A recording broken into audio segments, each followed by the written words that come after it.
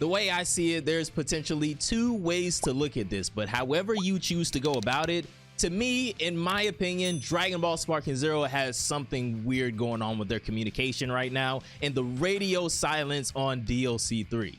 What's going on, ladies and gentlemen? Welcome back to another Dragon Ball Sparking Zero video. And first of all, I want to say I obviously still think and know it's happening, right? I'll say that I know that it's happening at some point in the hopefully near future. Any day now, we will be getting Dragon Ball Sparking Zero Daima DLC Pack 2. But as someone who, as you all know, likes to periodically check back in and give my own thoughts and updates, I just gotta vent a little bit. The last time we talked about this subject was, can you believe it, almost 2 weeks ago in a video where I stated confidently that August is coming to an end soon, and unfortunately, unless it happened this past week, we probably wouldn't be getting any type of August announcement for Daima DLC 2. About 11-12 days later, and look where we are. One more day in the month of August. This month really flew by, I will say, and since offices are normally closed and things like that don't too often happen on the weekend, there will be no Sparking Zero announcements for the month of August. According to Steam and the Season Pass, DLC 3 was already delayed once, or well, do we even call this DLC 3 since we got shallowed in between DLC 2 and this one? I guess this is technically DLC 4, but as a whole pack, this is still DLC 3. But regardless, it was already delayed once earlier this year, and now we're coming down to the final few weeks of the new projected release window with no idea if things will even relatively be on time or delayed at the last minute again.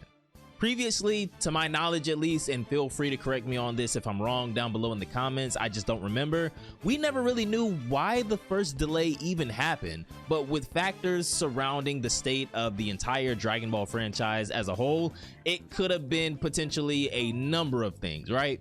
Like I said earlier, I'm still of the belief that we will get an announcement soon, any day now, since September is pretty much here, but Bandai honestly doesn't have to address the community concern or anything like that, and so the noise just gets too loud. So unless it potentially just gets delayed again somehow, which is gonna make the noise too loud to ignore at that point, they'll probably just act like nothing happened. This DLC is super important for Dragon Ball games though, because it will more than likely be the very first game to include mini Daima Super Saiyan 4 Goku, Goma, any version of Goma for that matter, and if we're lucky, the other Tamagami as well, which Tamagami 3 is already in Dragon Ball Legends, so we will potentially want to see the first two and Tamagami number 3 at that point.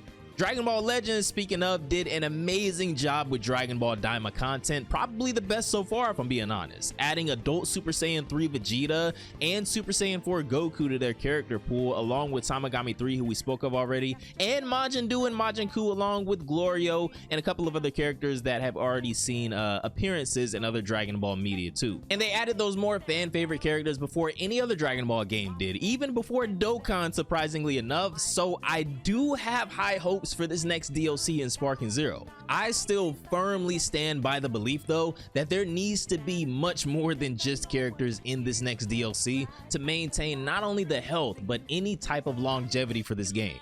Things that we've talked about prior, like potentially crossplay between console and PC, more customizations because I'm like a zenny bajillionaire right now with nothing to invest in, and most importantly to many of us, more stages.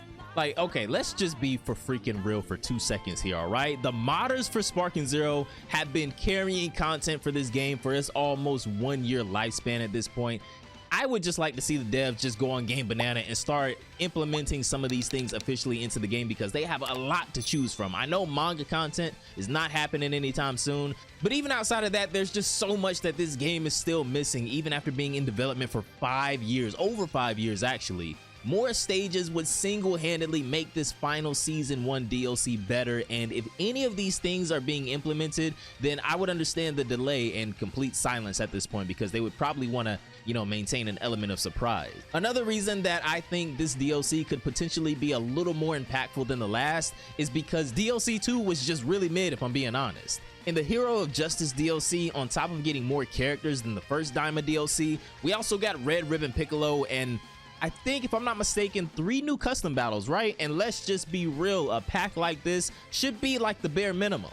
So when the first Daima DLC came out and all we got was Vegeta, Glorio, and Ku, it was really underwhelming. The characters are fun, don't get me wrong, but hopefully they take that feedback from the last DLC and just give us more this time around. This is probably asking for a lot, especially with a new Dragon Ball game right around the corner for Bandai to shift focus on for a little while, but I'd love to hear about their plans post the conclusion of Season 1 of Sparking Zero DLC. That's the scariest thing for me right now. Like I said in the video from a few weeks ago, we know that the DLC is coming eventually, but after that, then what? We just periodically get a random update a few times a year until they think of something else? The Tenkaichi successor deserves a lot more than that. There are dozens of videos on YouTube that just outright list dozens of other characters, other changes, just things that were missing from the current game even after the next DLC, and I haven't forgotten about that OG Dragon Ball data mine or whatever that was from a few months or maybe even last year, so that's still on the table possibly too. But I just wanted to make this video to say, I understand, fellas. I wake up every day expecting to see that trailer just randomly dropped and maybe I slept through it, or that Bandai tweeted out the link to the premiere.